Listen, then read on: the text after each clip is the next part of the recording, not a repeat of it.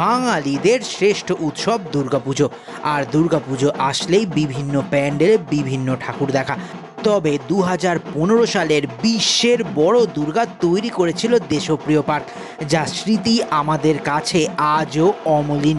সেই স্মৃতিকে আবার নতুনভাবে পেতে এই বছর কলকাতার অনতিদূরে তৈরি করা হয়েছে 100 ফুটের দুর্গা প্রতিমা।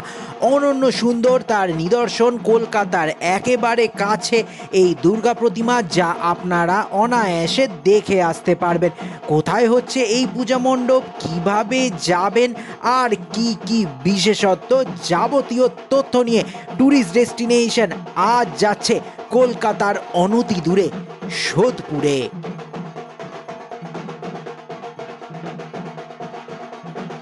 ট্যুরিস্ট ডেস্টিনেশন চ্যানেলে সবাইকে স্বাগত। আমি ডক্টর মিঠুন। এখন যাব সোদপুর। সোদপুর যাওয়ার জন্য শিয়ালদার মেল লাইন থেকে যে কোনো লোকাল ধরে, মানে ব্যারাকপুর, কল্যাণী থেকে আরও অন্যান্য যা যা লোকাল রয়েছে, যেমন ধরুন শান্তিপুর, কৃষ্ণনগর, রানাঘাট, গেদে, যে কোনো লোকাল ধরে চলে আসুন সোদপুর স্টেশন। আর সোদপুর স্টেশনে নেমে 1 নম্বর প্ল্যাটফর্ম থেকে বেরিয়ে একটি টোটো ধরে নিন। টোটো করে আপনারা যাবেন ধানকল মোড়, ভাড়া নেবে 15 টাকা। আর সেই ধানকল মোড় থেকে 1 মিনিটের হাঁটা পথেই রয়েছে শহীদ কলোনির পুজো।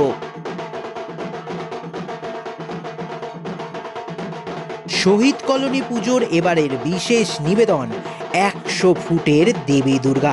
ঠিক যেন অবিকল দেশপ্রিয় পার্কের সেই দুর্গা প্রতিমার মতো করে তৈরি করা হয়েছে এখানকার পূজা মণ্ডপ। বড় দুর্গা, বড় অসুর, গণেশ, লক্ষ্মী, সরস্বতী এবং কার্তিক সব কিছুই নজর কাড়া।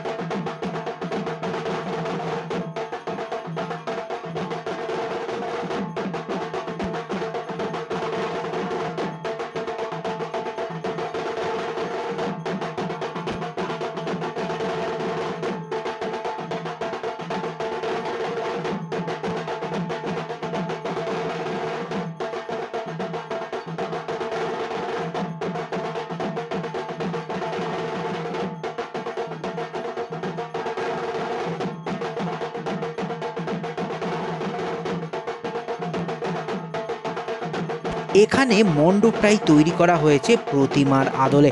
থার্মোকলের ওপরে রং করে প্রতিমা এবং প্রতিমার আরও অন্যান্য জিনিসপত্র, যেমন গয়নাগাটি, বাহন, সব কিছু তৈরি করা হয়েছে। আর মণ্ডপের ভেতরেও রয়েছে অনন্য রূপ। মণ্ডপের ভেতরে আপনারা যখন প্রবেশ করবেন, ওখানে দেখতে পাবেন বিষ্ণুর দশাবতার। তাছাড়াও অভ্যন্তরে রয়েছে সুন্দর মাতৃ প্রতিমাও।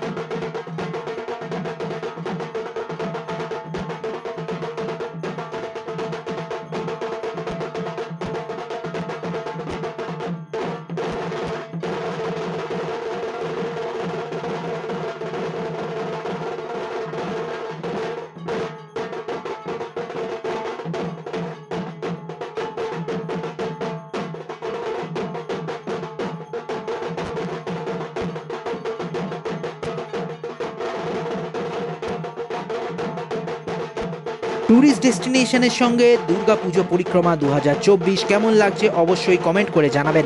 আর তাছাড়া ট্যুরিস্ট ডেস্টিনেশনের চোখে আপনারা আর কোন পূজা মণ্ডপ দেখতে চাইছেন তাও কমেন্ট করে জানাতে ভুলবেন না। আপনাদের অনুরোধ রক্ষার্থে আমরা পৌঁছে যাব আপনার পাড়ায়। তাহলে আর অপেক্ষা কিসের, দেখতে থাকুন ট্যুরিস্ট ডেস্টিনেশন, অনুরোধ করুন আর আপনাদের অনুরোধ রক্ষার্থে আমরা যাব আপনার কাছে। ভালো থাকবেন, দেখতে থাকুন ট্যুরিস্ট ডেস্টিনেশন, কারণ পূজা পরিক্রমা মানেই ট্যুরিস্ট ডেস্টিনেশন।